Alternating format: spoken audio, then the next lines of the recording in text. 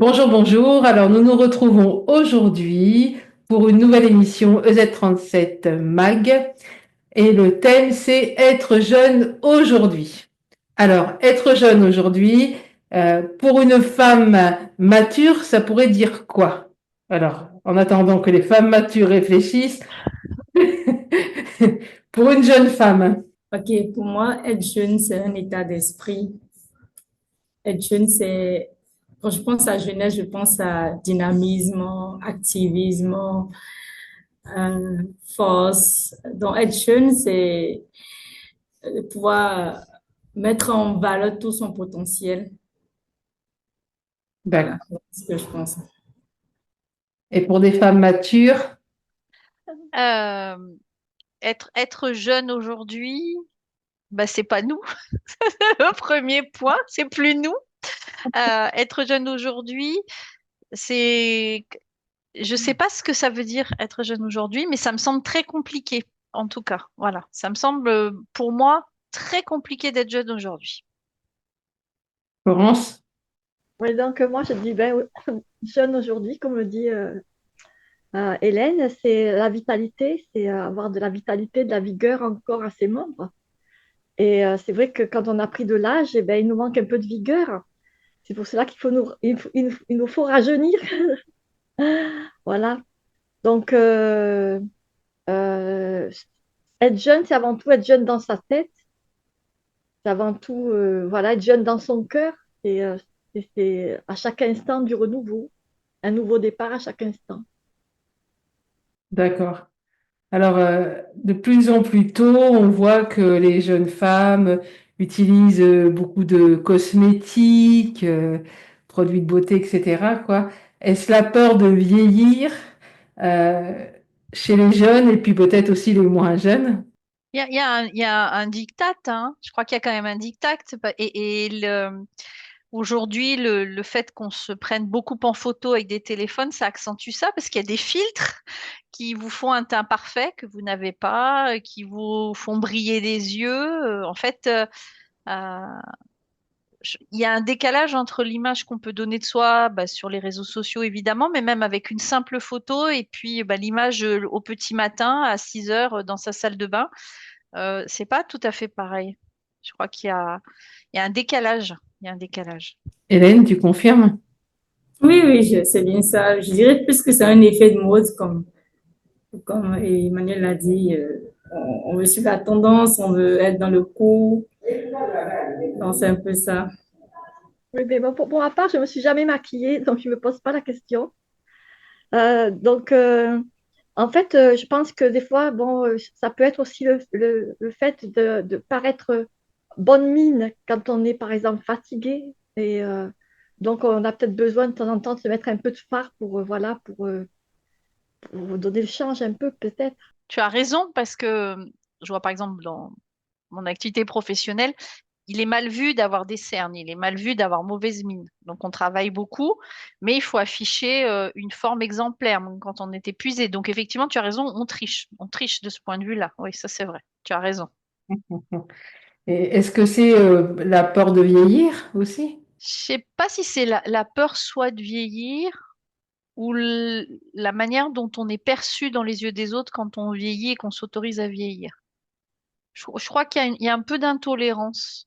Sous des airs, alors aujourd'hui, il est très à la mode d'avoir les cheveux gris, etc. Mais il y a quand même un petit peu d'intolérance. Les cheveux gris, oui, mais il faut pouvoir porter le dernier jean à la mode. Les cheveux gris, oui, mais avec une certaine coupe. Euh, on, on- il faut montrer une vieillesse active. Il faut montrer une vieillesse dans le coup. Et on s'autorise peut-être sans doute moins qu'avant à adopter des codes. Je pense que quand on, par exemple, une chose très simple, on a mal aux pieds quand on vieillit, donc on cherche des chaussures plus confortables.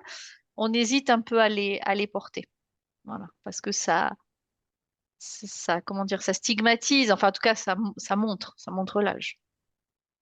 Ça dénote avec la société. Je vois qu'Hélène, elle faisait ça. Dis-nous, Hélène. Ce n'est pas tant une question d'apparence, hein. Pour moi, les produits cosmétiques, c'est un moyen aussi de soi-même de s'apprécier, de renvoyer une bonne image. C'est un peu comme bon, je vais sortir un peu, c'est un peu comme les pommades cosmétiques qu'on passe anti-vieillissement et tout. C'est vrai, c'est pas tant des produits de maquillage, mais c'est aussi des choses pour ralentir peut-être le processus, c'est pour bien vieillir. Voilà. Donc, je pense que d'une manière ou d'une autre, ça va partir un peu bon, de l'apparence, de la manière dont on se voit et de ce qu'on veut, on veut présenter. C'est un peu comme un habillement. On s'habille, on sort cool, on veut être tendance et tout. Donc oui, maquillage pour effacer un peu les cernes, pour être un peu cool. Et voilà, c'est ce que je pense. Mais au niveau de, j'entends hein, ce que tu dis, Hélène, mais après, au niveau de la jeunesse, on voit de plus en plus de jeunes filles mettre déjà des crèmes. En fait, elles ont tout un attirail de crèmes et tout ça. Euh, bon, nous, à nos âges, on peut comprendre qu'on veut essayer de mais si jeunes, elles ont un beau visage, pas de rides, pas de cernes et tout ça. Et déjà, elles mettent tout un tas de trucs sur leur visage. C'est pour ralentir l'effet du temps. Peut-être en s'y prenant très tôt, on peut peut-être raccourcir en fait le vieillissement, hein. Je pense que c'est une idée. Ouais, moi, je pense que c'est un phénomène de mode, mais aussi de marketing. En fait, on nous pousse de plus en plus à consommer. Donc, vraiment, oh, de plus en plus, eh bien, on va toucher toutes les populations pour amener des nouveaux produits et on pousse à consommer. Donc, oui, en prenant la jeunesse plus tardive, en prenant plein de choses, quoi. Donc, je pense que c'est plutôt ça. Est-ce que c'est pas non plus une forme un problème d'identité aussi? Ben, sûrement, parce que c'est ce que vous décrivez, c'est ce phénomène des très jeunes filles. Ça a été étiqueté avec le nom d'une parfumerie célèbre. C'est des toutes jeunes filles, hein. C'est même pas elles sont en préadolescence et elles sont déjà effectivement en train de chercher à présenter une image d'elles. C'est un, enfin effectivement, c'est un poids. Alors c'est lié à la consommation. Florence a raison. C'est lié aussi. Je pense il y a comme une appréhension qu'on met déjà dans leur âge et des responsabilités, en tout cas que nous n'avions pas. Alors peut-être que c'était exagéré, mais je pense qu'on a été très nombreuses à avoir une première crème de jour. C'est intervenu très tardivement, bien au-delà de 13 ans, hein, pour pas dire plus. Et aujourd'hui, il y a vraiment des lignes qui se font pour les toutes jeunes filles. Là où ça m'interroge, c'est comment on inscrit ces toutes jeunes filles déjà dans des artifices, mais aussi simplement dans des choses qui sont plutôt liées à une vie de femme. Mais quel est l'intérêt si tôt de les mettre dans ce mécanisme-là? Moi, ouais, ça m'inquiète quand même. Ça m'inquiète pour elles. Ça pousse un peu à la Et compétition. justement, Et moi, ça me fait penser la reine Blanche-Neige quand disait miroir, suis-je la plus belle? Et un peu, un peu la course à suis-je la plus belle? Chacune, quoi. Alors que la beauté est intérieure avant tout. Et aujourd'hui, eh ben, on a mis la beauté sur l'extérieur plutôt que sur l'intérieur. Donc, c'est ça qui fait que. Bon, ça a peut-être toujours été un peu comme ça. On a toujours l'homme regarde à l'apparence, mais Dieu regarde au cœur, quoi. Je pense que ça a toujours été ainsi. Après, c'est vrai qu'avec le temps passant, ça s'accentue de plus en plus. Et comme tout est médiatisé, l'image qui est reflétée est de plus en plus importante. Mais quelque part, le fait de vouloir toujours être en activité, de toujours dynamique, d'ailleurs, embauche jeune cadre dynamique, voilà, ça amène aussi de nouveaux défis pour la jeunesse. Ça amène enfin, beaucoup de défis. Je pense que les jeunes gens d'aujourd'hui, les ados, les jeunes gens sont soumis à des défis que nous n'avions pas. À 15 ans, je me projetais un tout petit peu dans ce qu'allait être ma vie, mais pas de la manière dont on leur demande aujourd'hui. D'imaginer une carrière, d'imaginer. Il me semble que la pression qui repose sur eux, elle est grande. elle est importante et ouais, on leur demande sans doute une maturité qu'on n'avait peut-être pas. C'est paradoxal parce qu'on aurait parfois l'impression que les jeunes sont toujours moins sérieux, mais moi au contraire, j'ai l'impression qu'on fait peser sur eux des responsabilités que nous n'avions sans doute pas. Je dirais que ça répond à la tendance actuelle qui nous pousse à bouger. On est dans un monde qui, chaque jour davantage, nous pousse à repousser nos limites et tout. Donc oui, c'est le monde, en fait. Disons, c'est le siècle présent qui nous demande, en fait, d'adopter ce rythme-là, d'être autant sollicité. Donc oui. Alors, est-ce qu'il n'y a pas un moyen de lutter contre ça? Lutter contre ça, est-ce qu'on peut vraiment ne pas suivre la tendance? Mais oui, est-ce qu'on peut ne pas suivre la cadence plutôt, la cadence, non la tendance? Je pense, bon, je ne sais pas. Je réserve mon avis peut-être après avoir écouté Emmanuel ou Florence. Allez-y. Je trouve que la pression justement qui est mise sur eux, elle est grande. Elle est grande parce qu'il faut qu'ils réussissent, il faut qu'ils se construisent un avenir. La question se posait moins quand il y avait une sorte de relative prospérité économique où on était à peu près assuré de trouver du travail. C'est plus le cas. Donc ils doivent faire des choix. Même on voit dans les choix des études, la pression que ça peut mettre sur les familles de choisir voilà, la bonne section, c'est très compliqué. Ils ont une pression aussi pour en revenir en termes d'image qu'ils doivent renvoyer que nous n'avions pas. Voilà, moi je me dis souvent, j'aurais été bien incapable de prendre une photo de moi. Je vois de très jeunes gens qui sont en mesure de faire ça. Il y a beaucoup de pression et qu'on ne soupçonne peut-être pas assez. Et moi j'ai compassion. Je voudrais pas être à leur place. J'ai aucunement envie d'être à leur place, très honnêtement. Est-ce vraiment une pression? Donc, je pose la question à Hélène. Est-ce vraiment, parce que nous, on a un petit peu oublié, donc peut-être du point de vue de la jeunesse, est-ce vraiment une pression que la jeunesse ressent? À la jeunesse ressent une pression énorme et elle ressent une pression énorme. Déjà, je vais aller un peu plus loin. Et, disons, les réseaux sociaux nous présentent en fait une image accomplie d'un jeune et tout. Et quand on voit un peu la tendance, on est pressé de suivre le rythme, avoir son diplôme à un certain âge, faire carrière avant 30 ans. Il y a tellement de choses que aujourd'hui la société nous impose et oui, on est vraiment sous pression. On est vraiment sous pression. Et ça pousse même, je dirais, ça pousse certains à la dépression quand on n'arrive pas à suivre le rythme, quand on a l'impression d'être en retard sur le temps. Donc oui, on est sous pression.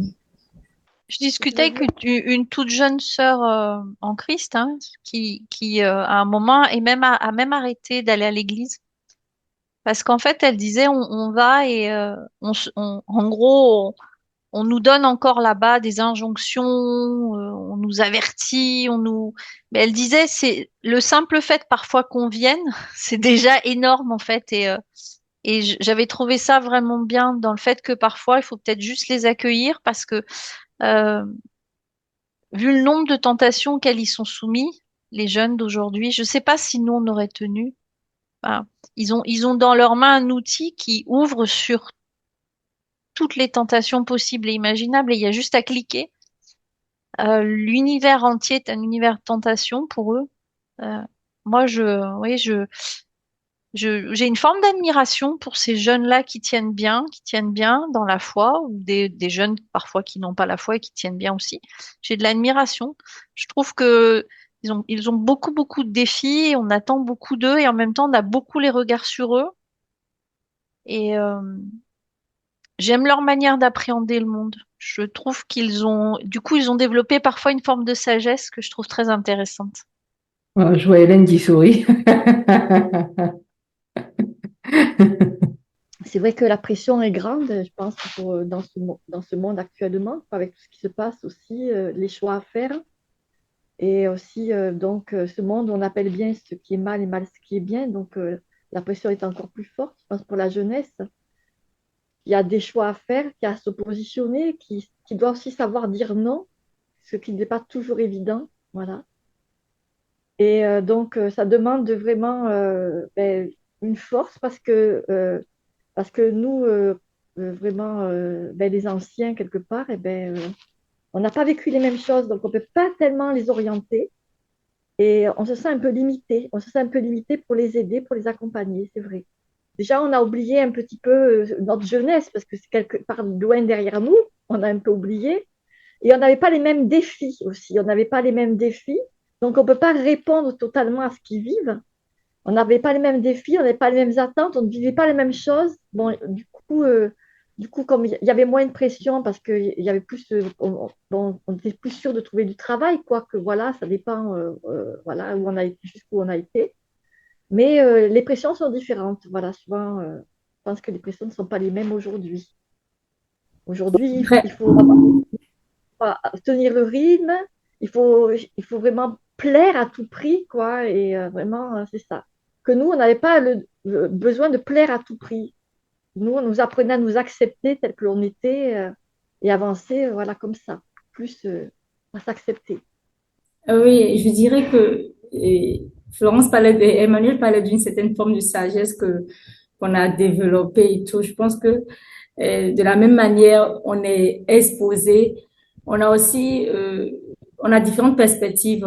Il y a différentes perspectives qui s'offrent à nous en tant que jeunes. Et on sait aussi que et autant le monde nous sollicite beaucoup, autant le monde nous tire beaucoup, on demande beaucoup, autant il y a d'autres moyens en fait de gérer ça. Je pense que aujourd'hui, on a de quoi aussi demeurer en tant que jeune, avoir une certaine hauteur et ne pas se laisser tirer par tout ce qui pourrait en fait nous détourner du chemin. En fait.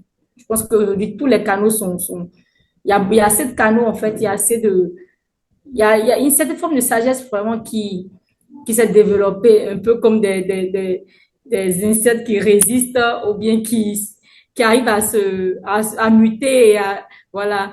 Je pense on a cette carapace là pour endosser, pour gérer la pression à laquelle nous sommes soumises.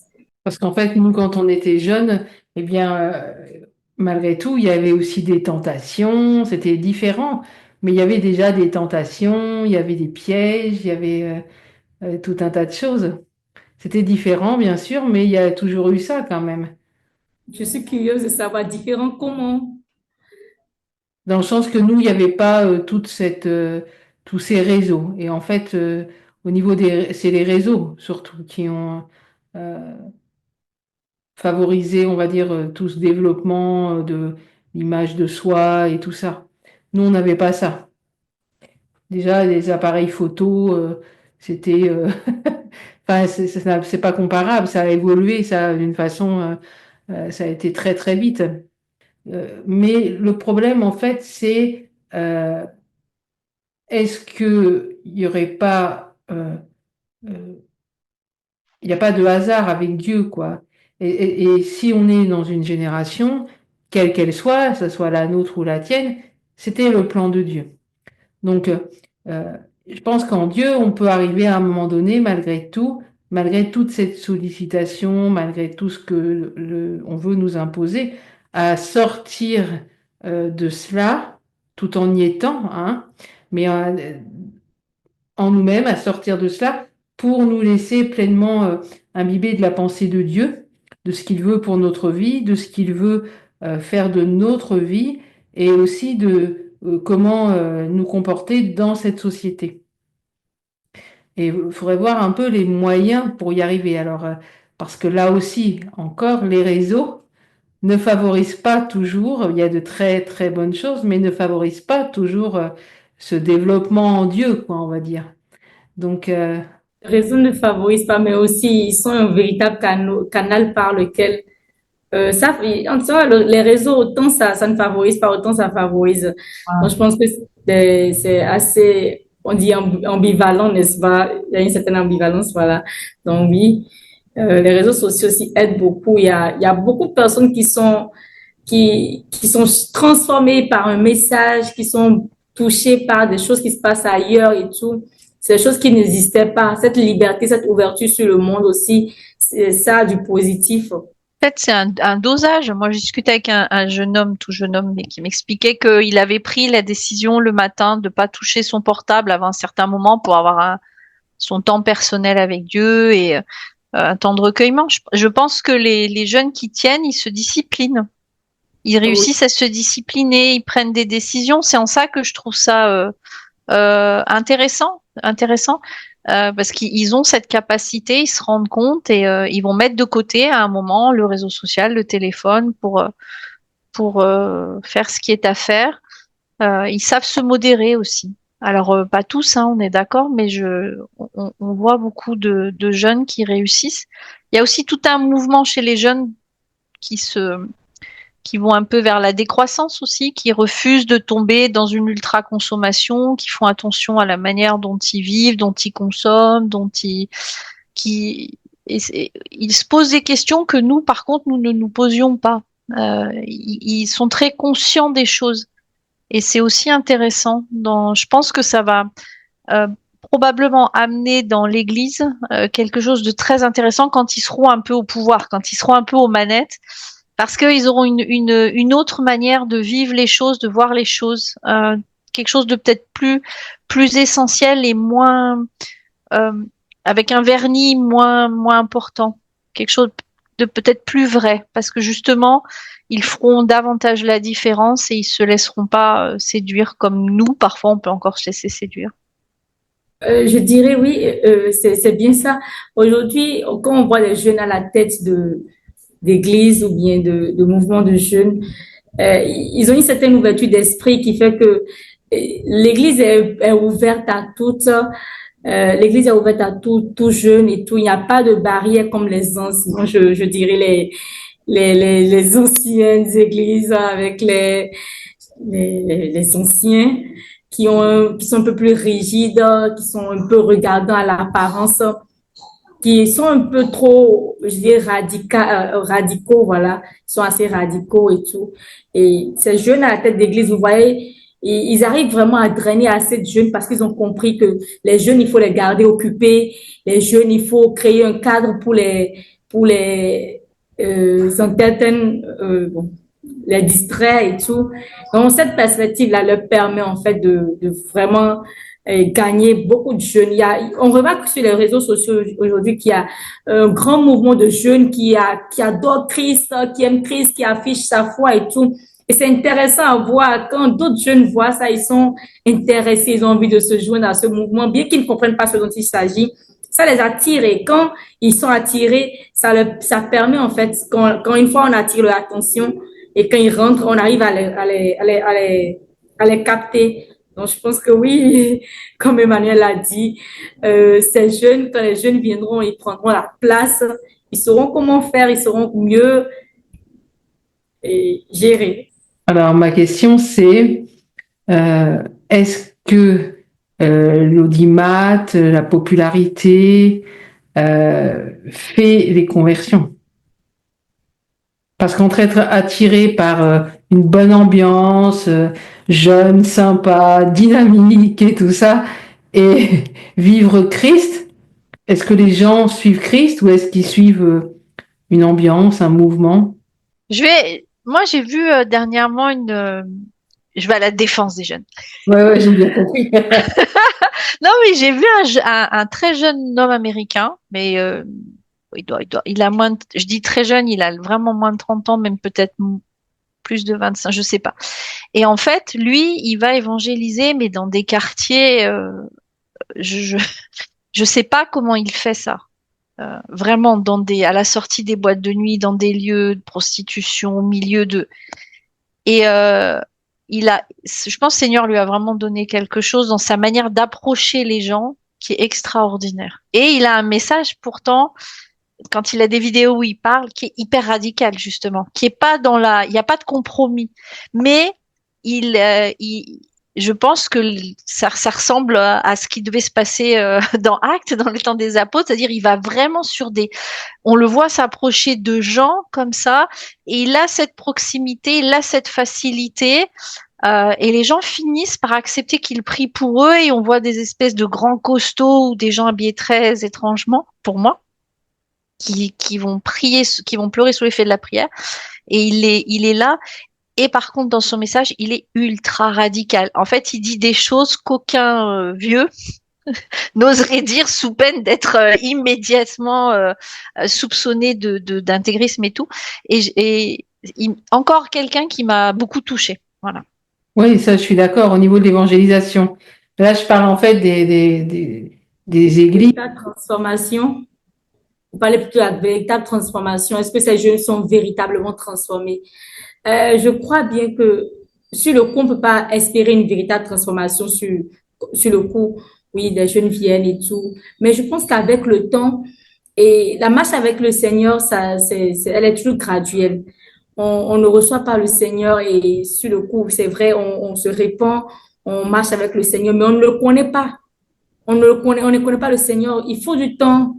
Et je pense que c'est en étant au contact, c'est en étant dans cette ambiance. C'est tout le monde ne recevra pas le Seigneur. Bon, tous ne seront peut-être pas tous transformés. Mais je pense que quelqu'un qui reste et qui est immergé, à un moment donné, il aura une véritable rencontre avec le Seigneur. Parce que je crois que quand il y a un mouvement, quand il y a des gens qui vraiment adorent Dieu de tout leur cœur, en esprit, en vérité, il y aura forcément une transformation quand on s'y trouve. On sera intrigué. Tu peux pas d'un jeu, tu seras intrigué. Tu auras un jour une soif particulière. Je crois que le Seigneur peut opérer. Oui, en fait, ça appartient au Seigneur.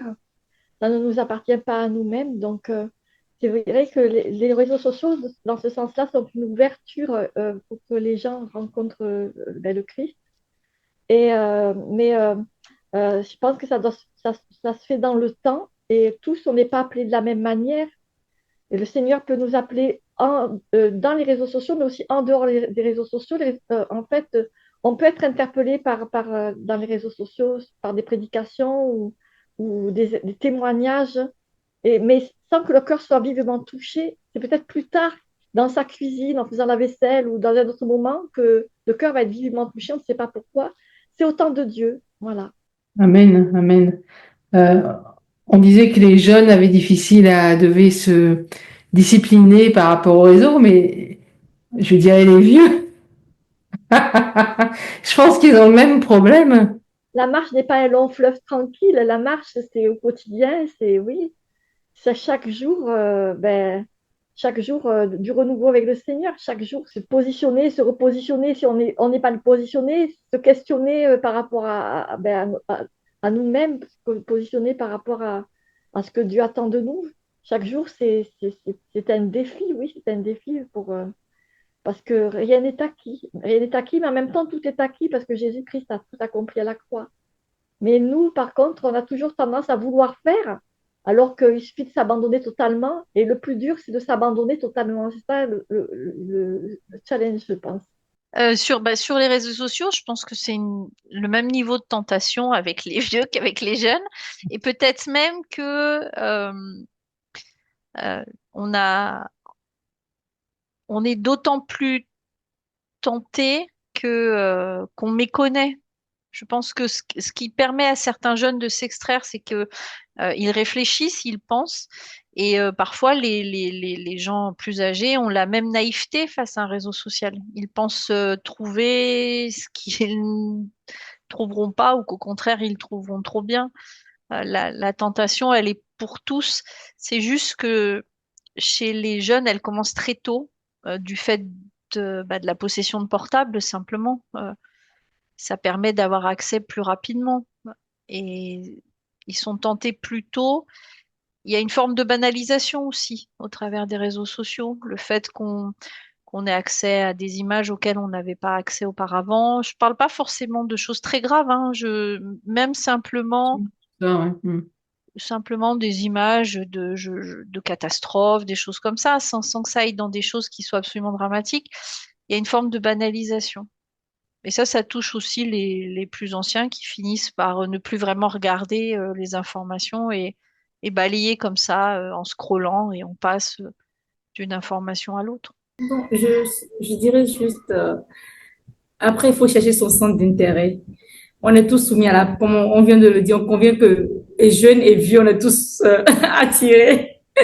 Alors, il faut certainement trouver son centre d'intérêt et s'y focaliser parce qu'il y a beaucoup d'informations aujourd'hui. Les algorithmes nous permettent de ne plus être, de pouvoir avoir dans sa file d'actualité des informations qui ne concernent que nos centres d'intérêt. Donc, je pense que si on doit être sur les réseaux sociaux, le mieux le mieux est que on suive en fait des choses qui nous concernent, des choses qui nous intéressent, que d'être attiré par toutes sortes d'informations qui ne sont vraiment pas nécessaires. Donc, ouais. Alors, quelque chose qui n'était pas vraiment prévu, mais aujourd'hui, ben, on entend parler de guerre, bruit de guerre, etc. En tant que jeune, Hélène, comment on réagit face à ça? Bon, de mon point de vue, quand j'entends parler de guerre, je ne me sens pas concernée.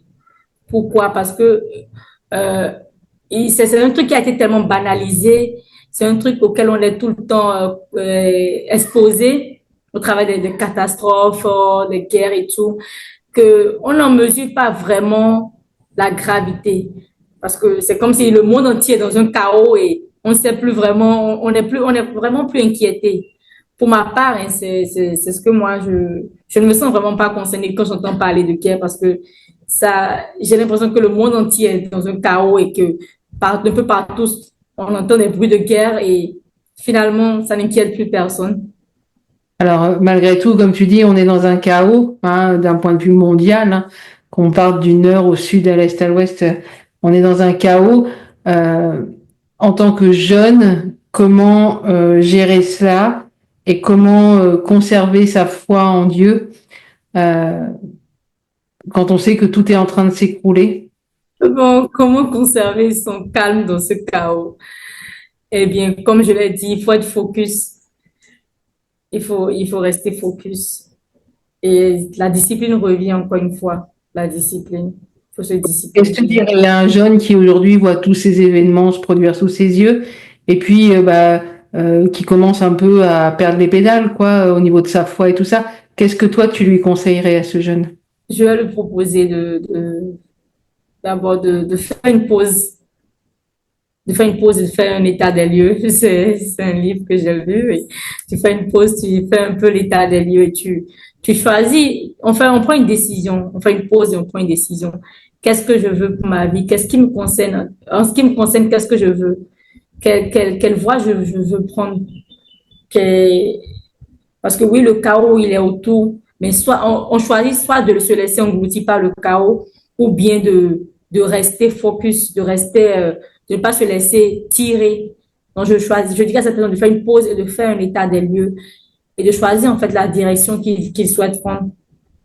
Mais comment euh, faire une pause, mais comment se continuer à croire, comment continuer à comment garder sa foi quand on voit tout s'écrouler? On va sur la montagne. On va sur la montagne à l'abri là-bas. Je dirais, oui, oui, on va sur la montagne, on va dans les hauteurs. Donc, je dirais à ce jeune, écoute, monte, lève-toi en fait au-dessus de ce qui se passe autour. Élève-toi, élève tes pensées et trouve un refuge, trouve un lieu là où tu seras entretenu, là où tu seras nourri, là où tu seras à l'abri. Ce n'est qu'ainsi que tu pourras gérer. Parce que on ne peut pas lutter, on ne peut pas lutter contre le vent, on ne peut pas lutter contre le courant plutôt. Il faut peut-être aller dans le sens et aller se laisser balloter, c'est peut-être à un moment donné laisser les choses telles qu'elles sont et prendre la hauteur. Voilà un peu ce que je dirais à ce jeune. D'accord. Florence, tu dirais quoi à ce jeune? Bah, déjà, c'est vrai que moi, par contre, je prends pleinement conscience de ce qui se passe actuellement. Et justement, je suis attristée pour cette jeunesse qui est là et dans ce monde, même les enfants qui vont naître et qui n'ont pas demandé à naître quelque part. Et donc, je vois de plus en plus la perversion arriver, de plus en plus de choses, pas seulement la guerre, mais la perversion arriver, des choses iniques arriver, des lois iniques.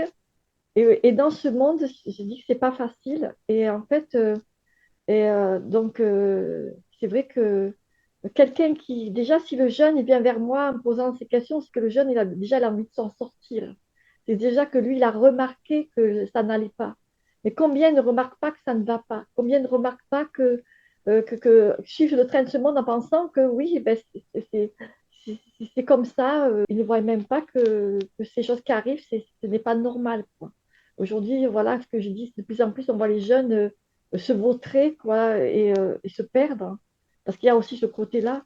Et donc, moi, ça m'attriste énormément. Qu'est-ce que je dirais? Si le jeune a soif, oui, je peux lui dire, écoute, c'est bien que tu viennes me trouver, parce que justement, il y a une solution. Et cette solution, eh ben, c'est d'élever tes regards vers ton créateur, celui qui t'a créé, celui qui veut te sauver, qui a une direction pour ta vie, celui qui a une solution pour ta vie. C'est en dehors de ce chaos qui est en train de venir, ben, lui te cherche. Toi, tu le cherches, mais lui te cherche.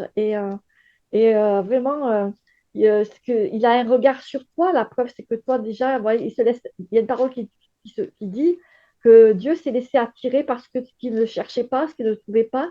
Et il y en a un autre verset qui dit qu'il se laissait trouver parce qu'il le cherchait. Donc, je dirais à ce jeune homme, écoute, tu es dans le bon questionnement, continue à chercher, parce que celui qui cherche trouve la vérité. Et c'est vrai que ben, la vérité, c'est pas le chaos. La vérité, c'est de l'ordre. La vérité, c'est la justice.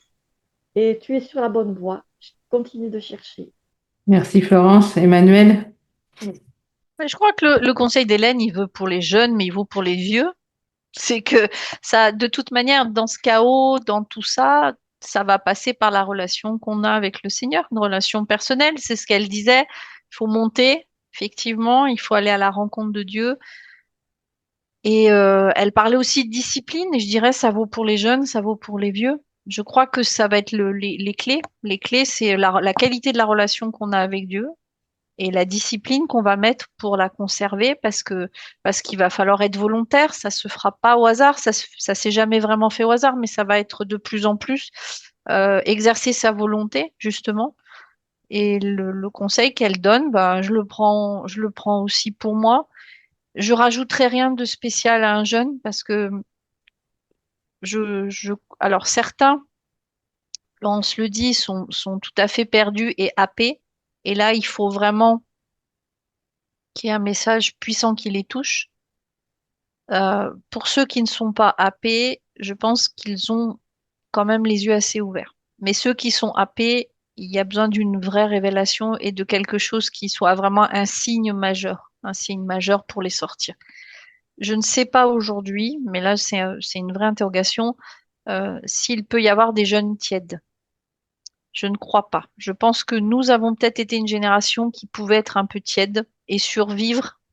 J'ai l'impression qu'ils sont soit complètement, ils vont se jeter complètement dans les bras du Seigneur, soit ils risquent de tomber, ce qui n'empêchera pas que le Seigneur aille les chercher. Il me semble que les choses sont extrêmement partagées aujourd'hui. Il faudrait que les jeunes comprennent qu'ils ne peuvent pas sauver le monde. Il n'y a qu'un seul qui a payé, qui a apporté le salut par son sang, Jésus. Donc, on ne peut pas sauver le monde. On ne peut que compter sur la grâce de Dieu et apporter le changement. Je pense que le changement peut quitter, le réveil peut partir d'une personne, de soi-même. Et comme Florence le disait, Florence parlait de la perversion qui monte. Je pense que chacun de nous entretient aujourd'hui un certain style de vie, a des ambitions pour ses enfants. On se dit déjà comment préparer cette nouvelle génération qu'on aura à ce monde-là qui ne cesse de multiplier en fait les perversions. Donc, on travaille chaque jour à non seulement être transformé nous-mêmes, à être bâti, mais aussi à préparer la génération qui vient aussi. Donc, le seul moyen de le faire, ce n'est peut-être pas de sauver tout le monde, mais déjà commencer par soi-même et de s'assurer qu'autour, on arrive déjà à partager cette nouvelle, à la répandre et pour la génération à venir, à créer un modèle qu'ils auront à imiter, un modèle qu'ils auront bon, à suivre. Je ne dirais pas qu'on est le modèle parfait, mais bon, on va essayer de créer en fait un escalier sur lequel ils vont essayer de monter pour s'en sortir. Je dirais que on est toutes nées à un temps où Dieu voulait qu'on soit, ce n'est pas le fruit du hasard. La période dans laquelle nous sommes nés, c'est la période qui était voulue par Dieu. Alors même si elle est chaotique, on a l'âge qu'on a et que chacun, jeune, moins jeune, on a quelque chose à apporter dans l'Église, quoi. On a reçu des dons, des talents, et Dieu veut utiliser chacun d'entre nous pour ces temps particuliers qu'on traverse, pour être aussi, eh bien, les lumières que Dieu veut qu'on soit au sein même des ténèbres qui s'épaississent. Et peut-être certains avec plus de vitalité, d'autres avec un peu plus de, seront un peu plus au ralenti, mais on a tous quelque chose à faire et Dieu ne s'est pas trompé, quoi. Si aujourd'hui Hélène resplendit de jeunesse, c'était le plan de Dieu, et si bien nous autres on est un peu plus passé, c'était le plan de Dieu aussi. On C'est pas vrai, resplendit c'est pas en vrai. discrétion. Voilà. Voilà. On resplendit discrètement. Voyons. Voilà, donc moi je dirais aux jeunes, accrochez-vous, le temps dans lequel nous sommes, vous avez été choisis pour un temps comme celui-ci, et donc continuez d'avancer et ne vous fondez pas à la masse, hein. On est dans le monde, mais on n'est pas du monde, et effectivement, allons nous réfugier sur la montagne, trouver notre identité en Dieu, et voyons ce qu'il communique à notre cœur pour après rentrer dans ses œuvres qu'il a préparées d'avance pour ces temps particuliers. Voilà, je vous remercie toutes les trois, Emmanuel, Florence et la plus jeune, Hélène. Un grand Merci, merci à vous. que Dieu vous bénisse.